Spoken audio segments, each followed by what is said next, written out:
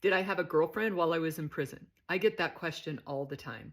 So I went to prison 10 years ago and I was in prison for 5 years.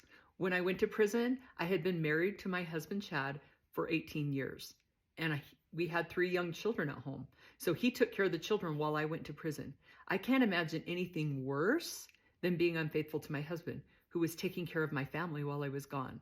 I can't imagine anything worse than disrespecting myself by not honoring the covenant and promise that I made to my husband. We had been through a lot together. And so I was completely faithful to my husband and he was completely faithful to me. And I know people are going to say it just didn't happen, but I know my husband and I know how he feels about himself and our family. And I know his integrity and he would just not do that. And then the other thing is, I remember when I was in prison, I was talking to this gal and her name was Val. And she was kind of a tough girl. She had been locked up for 20 years and she was doing life. And she had a girlfriend. And she said to me one day, "Hey, Louder, why do you think nobody messes with me? Nobody ever tries to get in a fight with me." And I started laughing and I'm like, "Val, people know better." And I said, "Val, why do you think nobody ever hits on me?" And she started laughing. She goes, "Louder, people know better." And that's the truth. People never bothered me that way. And there were a large percentage of women that just didn't get into those types of relationships.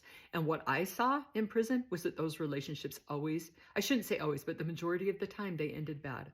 Because people came in, they were struggling, they were hurting. A lot of times they'd been into their addiction, they were away from their children.